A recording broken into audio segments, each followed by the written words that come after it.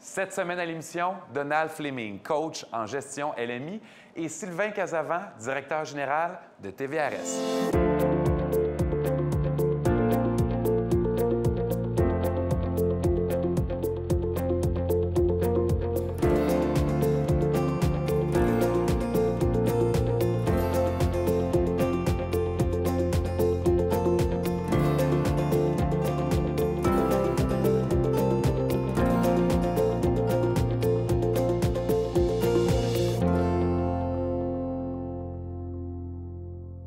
On débute l'émission avec Donald Fleming, coach en gestion LMI. On regarde.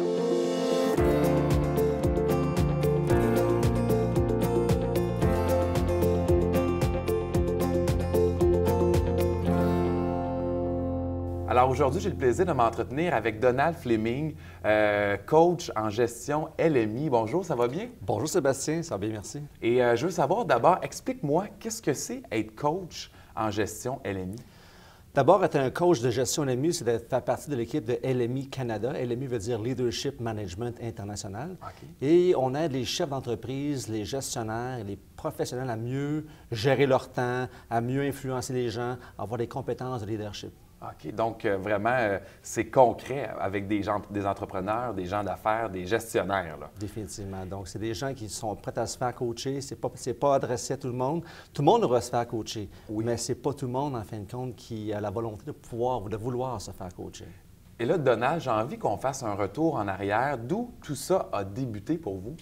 En fait, ça a débuté en 2008. En OK. 2008, lorsque j'étais dans le domaine chirurgical, j'ai été coaché par LMI et c'est la découverte que j'ai faite. Ça a changé ma vie et puis on m'a proposé de devenir un partenaire LMI et j'ai accepté et c'était le début d'un changement de carrière fort intéressant pour moi.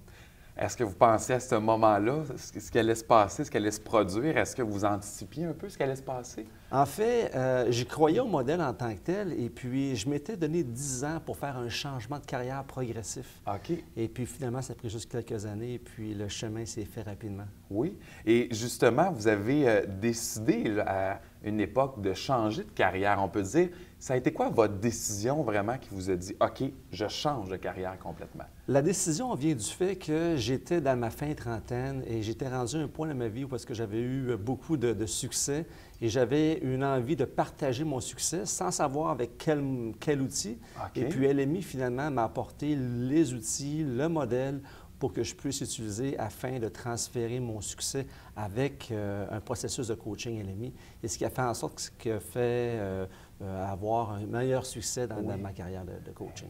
Et là, je voyais sur l'affiche qui est juste derrière nous, Donald, et je trouve que c'est une affiche, il y a une phrase qui représente bien tout ça, je trouve. Le succès, c'est la réalisation progressive de buts personnels profitables, prédéterminés. Est-ce que cette phrase-là, vous voulez souvent répéter?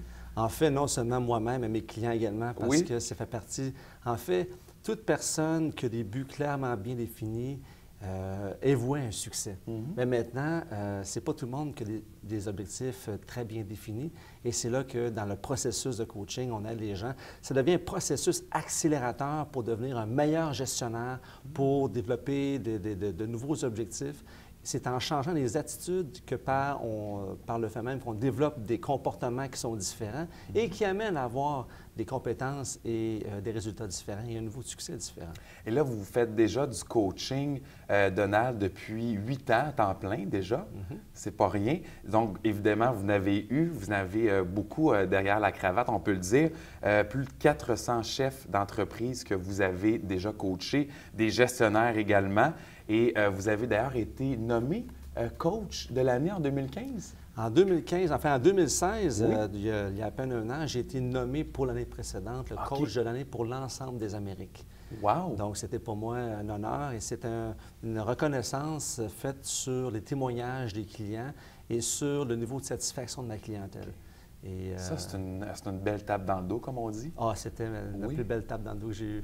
Comment vous avez réagi quand vous avez reçu ce prix-là? En fait, c'était une surprise. Oui. Je ne m'y attendais pas. C'était en fait une fierté. Une Oui. fierté d'avoir accompli dans un si court laps de temps pareil dans une carrière, ce niveau-là. Et puis, je le dois à ma passion, je le dois au programme, je le dois à mes clients aussi également qui sont reconnaissants. Qu'est-ce que vous constatez justement chez vos clients? Parce que vous en avez vu beaucoup, des gens d'entreprise. Quand vous vous déplacez, vous allez faire du coaching. C'est quoi souvent la première chose qui vous vient en tête, que vous remarquez quand vous arrivez dans l'entreprise? La première chose... Il y a du travail à faire, évidemment. La première chose que je vois, Oui. c'est flagrant, c'est... En fait, tout le monde travaille fort. Tout le monde travaille fort, mais tout le monde se dit, il arrive 5-6 heures le soir, puis ils se disent, il me semble que je travaillais fort toute la journée, puis j'ai rien fait de ce que je voulais faire. Donc ça, c'est un point critique que j'observe pratiquement partout. Et c'est là que je vois toujours une opportunité pour pouvoir aider ces chefs d'entreprise-là, ces gestionnaires-là, à mieux gérer leur temps. Pas travailler plus fort, travailler plus intelligemment en changeant les habitudes, en devenant davantage proactif que réactif. Mais d'emblée, en se respectant soi-même. Oui. Parce qu'on a tendance à respecter les gens et on a rendez-vous demain matin à 9 h, on va être là pour 9 h, mais, avec un client, bien sûr. Mais si je me donne un rendez-vous demain matin à 9 h avec moi-même, est-ce que je vais être là? Pas souvent. C'est et c'est là que le leadership d'inspiration embarque. Parce que Oui. LMI, on développe des compétences de leadership. Si je veux d'abord bien gérer les gens, je dois d'abord bien les influencer, voire les inspirer. Mais avant même, là, je dois me gérer moi-même à un autre niveau. Et c'est là que j'interviens, dans la gestion de soi-même pour pouvoir mieux gérer les autres. Donc, concrètement, du coaching LMI, ça ressemble un peu à ça. Mais concrètement, une journée type, par exemple, pour vous, Donald, ça ressemble à quoi pour nous donner une vision d'ensemble? Ça ressemble à quoi? Bien, une journée type, en réalité, c'est une journée échelonnée sur 6 mois. En réalité, c'est 12 rencontres aux 2 semaines sur 6 mois parce qu'on ne peut pas changer des attitudes du jour au lendemain. 95 de ce qu'on fait quotidiennement, c'est nos vieilles habitudes de vie. Et si je veux changer une vieille habitude, d'abord, il faut que j'identifie, je trouve une motivation, une carotte quelconque. Oui. Et puis, ça prend en moyenne 66 jours ou répétition, changer une habitude. Par conséquent, faire une formation d'une journée, le retour sur investissement ne sera pas là parce que le lendemain, je vais avoir mes 56 courriels, mes 22 appels téléphoniques, les gens qui m'attendent dans le cadrage de la porte. Ça et continue, le naturel revient. Oui. Donc, le processus de coaching LMI, c'est 12 rencontres dans un processus systématique. Et on part du point A, on s'en va au point B, on mesure les résultats avec un processus qu'on travaille sur 3 sens, le sens visuel, le sens auditif, le sens touché, dans le but de maximiser l'impact. Ce qui fait en sorte qu'après 6 mois, mais tous mes clients, sans exception, gagnent entre 5 à 10 heures par semaine de temps. D'efficacité de temps. Ah oui, oui. Et ça représente 2 à 3 mois de temps sur une échelle annuelle. C'est très bon. C'est hallucinant. Il y a une valeur marchande là-dessus qui est vraiment extraordinaire. Donc, comment? Pas en travaillant plus fort, en travaillant différemment. Et j'imagine que vous voyez l'évolution aussi de la personne que vous coachez dans son ensemble. Est-ce que la personne, vous sentez qu'au bout de ces 6 mois-là, elle doit devenir une meilleure personne, développe peut-être d'autres habiletés aussi? Bien, en fait, c'est le fun parce que tout être humain n'aime pas les changements. On est tous réactifs aux changements. Puis j'avertis tout le monde dès le début que je vous préviens, là, vous allez être réactif aux changements. Puis ils sont tous là, ben oui, pas de problème. Mais finalement, quand on commence, il y a toujours une résistance. Oui. Mais la fin du programme, ça fait en sorte que les gens sont moins stressés, les gens dorment mieux, les gens sont plus en contrôle de leur vie, les gens sont plus en mode proactif, les gens passent de meilleurs temps de qualité avec leurs enfants, leur famille. Je ne coach pas là-dessus. Mais c'est un effet collatéral. OK. Et ça, c'est un effet bénéfique parce qu'ils prennent le contrôle de leur vie. Donc, ça devient un programme de coaching pour la vie, finalement. C'est strictement basé sur l'entreprise, mais ça a des impacts collatéraux très larges. Fait que beaucoup de positifs, finalement. Et à qui ça s'adresse, le coaching? En fait, le coaching s'adresse en moi et toi, là. Tout le monde devrait se faire coacher. Bill Gates le dit dans une citation, tout le monde devrait avoir un coach. Mais dans la vraie vie, non, je ne peux pas coacher tout le monde d'ailleurs. D'abord, je n'aurais pas le temps. Là, c'est toi qu'il faudrait peut-être Exactement. qui aurait besoin d'un coup de main parce qu'il n'aurait pas assez de 40 heures dans une semaine. Exactement. Mais en réalité, c'est toute personne qui a envie, c'est souvent la personne qui a frappé un mur. Et là, la personne prend conscience que ça fait assez mal, il faut que je change. Et c'est souvent les personnes que je coach. Il y a quelques personnes qui sont proactives, qui veulent s'investir sur elles-mêmes pour devenir meilleures, mais toute personne qui a envie de devenir un meilleur leader d'inspiration dans l'environnement dans lequel il travaille, dans sa famille, un meilleur leader d'influence auprès des gens qui veulent prendre le contrôle, devenir de meilleurs gestionnaires, bien, ça s'adresse aux chefs d'entreprise, toute leur équipe de direction et tous les professionnels, avocats, comptables et ainsi de suite. Puis selon toi, Donald, c'est quoi les compétences de gestion les plus importantes à avoir? Parce que je sais qu'il y en a qui sont bien, bien, bien importantes. En fait, ce n'est pas seulement les plus importantes. En fait, c'est une échelle de compétences, Oui. mais une qui revient d'emblée, c'est la gestion du temps. Comment optimiser son temps? Comment planifier? Ben oui, tout le monde planifie, mais dans sa tête. Est-ce que ça ne vaut pas grand-chose, là?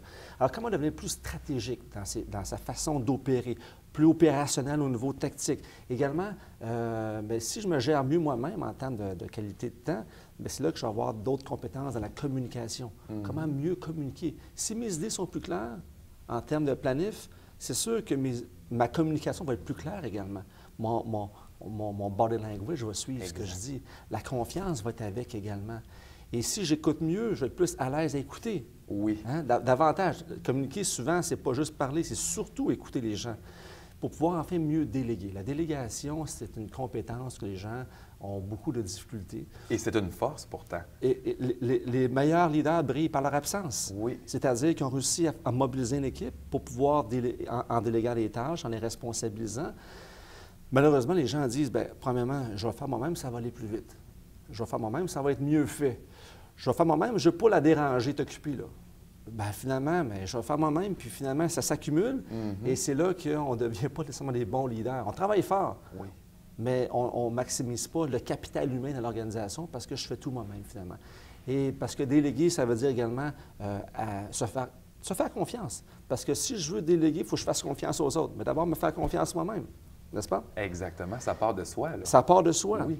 Et puis, si je me fais confiance, puis je fais confiance à l'autre, ça veut dire que j'accepte les erreurs également. Oh, OK. Bien, je dois gérer les erreurs également. OK, ça vient aussi avec le processus de délégation. Et puis, le talon d'Achille, c'est faire des suivis. Il n'y a pas beaucoup de gestionnaires qui aiment faire des suivis parce qu'ils sentent qu'ils n'ont pas le temps, ils ont assumé qu'ils ont compris, et puis ils ne veulent pas être dérangés. Bref, c'est une faiblesse chez les gestionnaires. La délégation, c'est très important. Mais si je veux mieux déléguer, à résumer, il faut que je communique mieux. Si je veux mieux communiquer, il faut que mes idées soient claires dans ma tête. Pour ce faire, il faut que je planifie bien. Donc, c'est un processus de coaching qui fait en sorte qu'on devient de meilleurs gestionnaires. Et tout ça, évidemment, passe par votre aide aussi, Donald Fleming. Ça a été un réel plaisir de vous recevoir aujourd'hui. Merci de nous avoir accordé ce temps-là, coach de gestion LMI. Et évidemment, bien, on vous souhaite une belle continuité. Merci Sébastien, c'est très gentil.